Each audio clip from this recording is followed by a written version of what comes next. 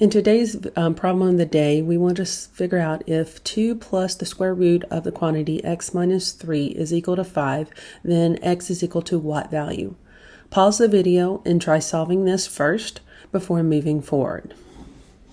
If you like these problems of the days, please check like, subscribe, or get notifications for future videos. If 2 plus the square root of x minus 3 is equal to 5, then x equals. So this is solve the equation for x. Okay, and when we subtract 2 from each side, we get the square root of x minus 3 is equal to 3. And then now that we have the square root on the side by itself, we're going to square each side. And the square root and the square cancels out on the left-hand side to get us x minus 3. And then 3 squared is equal to 9. Next thing we're going to do, we're going to add 3 to each side to solve for the x, and that gives us x is equal to 12. So your correct answer for this problem is D, 12. Now, if you missed this, let's look at some common mistakes that you probably made that made you accidentally choose the wrong choice.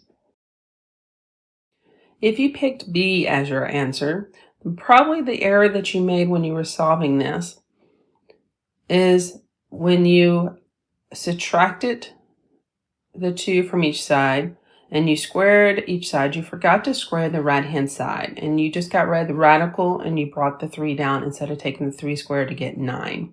So make sure what you do to one side of the equation you do to the other side of the equation to keep it balanced anytime you're solving a problem.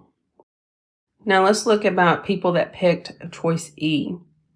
Now on choice E, the mistake that you probably made when you were working through this one is instead of subtracting 2 from each side, you decided to add 2 to each side by accident, and you got 7. Then you squared each side. 7 squared gives us 49, and then adding the 3, 49 plus 3 gives us 52. So that would be probably the error you made.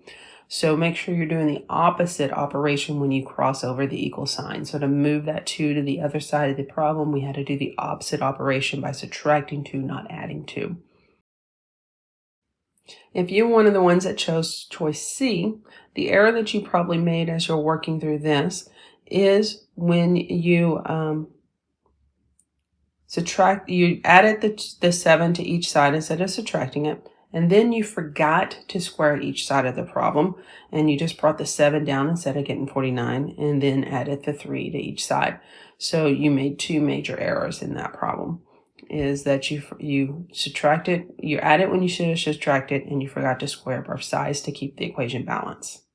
So things to look out for when you're working a problem similar to this on the ACT. Make sure that you always do the opposite operation when you're trying to solve for a variable to try to get the x by itself. And what you do to one side of the equation, you have to do the other.